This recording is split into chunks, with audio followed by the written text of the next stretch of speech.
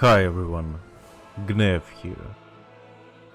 Icecrown Citadel is one of the most beloved World of Warcraft raids of all time, and today we'll explore why it is so, what made the raid so special, and is it, as many say, overrated? Why does this raid have the power to cause a reaction like this just by being shown when the Shadowlands was being released?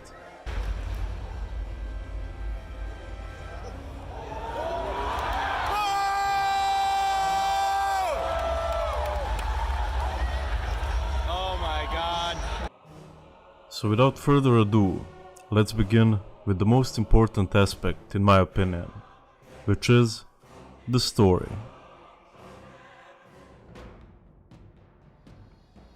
If you don't think that story is that important, try going to Pornhub and check out the most popular videos there. Each of them has a story aspect to it. Having said that, Wrath of the Lich King had an amazing storyline. Most of us played Warcraft 3 with the Frozen Throne expansion growing up. For me, it was the first game I ever bought in a store and didn't bootleg from shady street dealers. It was then that we all met and learned to love characters such as Uther, Jaina, Troll, and most importantly, Arthas. Many of us were young back then, so the story left a huge impression on us. So it was that when Wrath was finally announced, neckbeards were losing their minds out of excitement that they will finally face one of their favorite childhood anti-heroes. World of Warcraft sales skyrocketed, hordes of new players started playing, and the term Wrath Baby was born. The Urban Dictionary defines them as players with a lack of experience in difficult content, with a sense of entitlement to epics without putting forth any time or effort, most likely to quit shortly after the launch of Cataclysm. This turned out to be true, as Wrath was where World of Warcraft player count reached its peak. The expansion in itself was good, with Ulduar still being the favorite raid of many veteran players. But we all knew what the culmination will be. When the raid was finally released on December the 8th of 2009, hordes of players rushed inside. The halls themselves are frightening, the music chilling, and there's Merogar standing there saying, "You won't have it easy here." I remember entering ICC as a kid on a private server and having the feeling that the place is way too high level for me. You'd have to be a real badass to beat that boss, I thought. In reality, I couldn't have been further from the truth. Merogar had one mechanic and was piss easy to beat. Run away, little girl! Run away!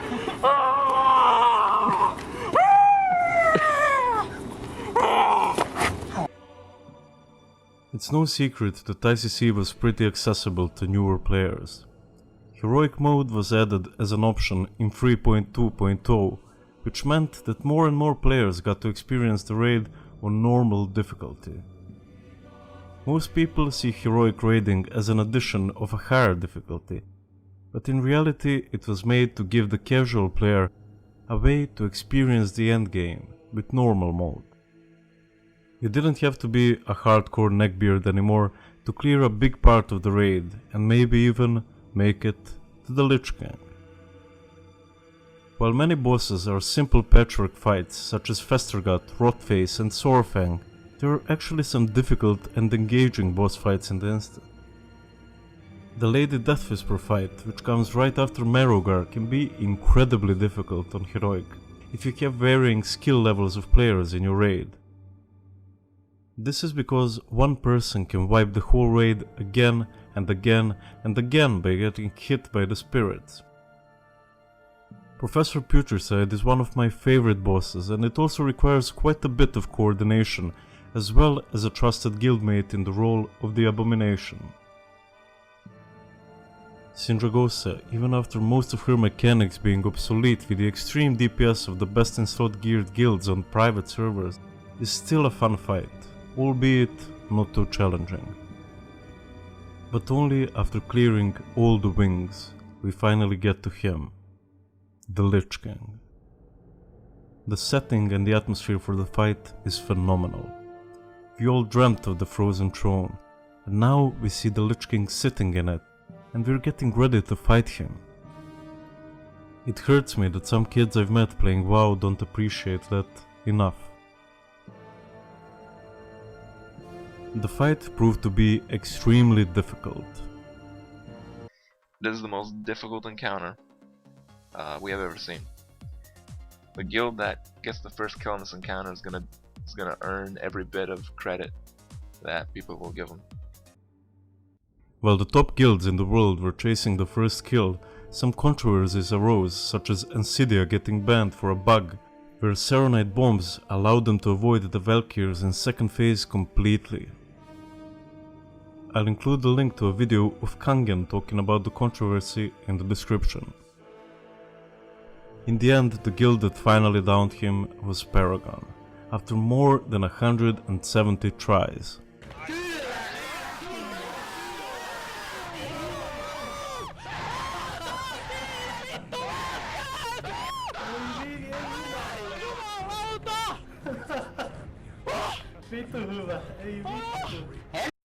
Even after playing with some of the best private server guilds, it's still incredible to see how organized and skilled they were. This also spawned the legendary meme Usho Tonta, which is still repeated on Discord servers to this day. Usso tauntaa. 5! Okei, minä. Varokaa sitten, jos tulee ICC is also memorable for its amazing gear. Everyone who plays WoW knows about Shadowmourne. Absolutely everyone wanted to have this legendary axe. The Lich King also dropped Invincible, which is still by far my favorite mount in the game, because it has the best story, and it also looks amazing.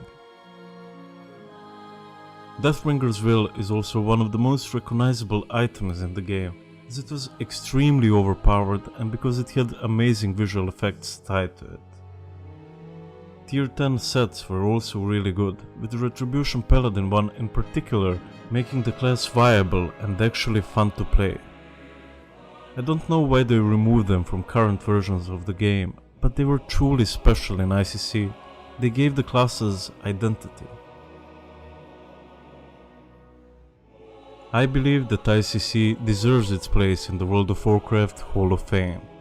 The music, the atmosphere, and the story absolutely carry the instance, but that's what truly makes a game memorable. If we look at Castle Netria in the new Shadowlands expansion, yeah, the mechanics of it are really fun, and it is absolutely more challenging than ICC, but nobody knows Sire Denetrius. Forgive me for saying this, but nobody cares about him. However, Arthas and his story will always be with us. The story of trying to do right, but ultimately being corrupted by power, is timeless and will always have meaning. So no, ICC is not overrated. It is one of the most meaningful, if not the most meaningful raid of all time. However, if we can learn anything from it, it's that no king rules forever, my son. Thank you for watching. This was my love letter to ICC. And I admit that I'm more than a bit biased. It's hard for me to be objective when I love the raid so much. But anyway, like the video if you liked it and subscribe if you'd like to see similar ones in the future. Peace.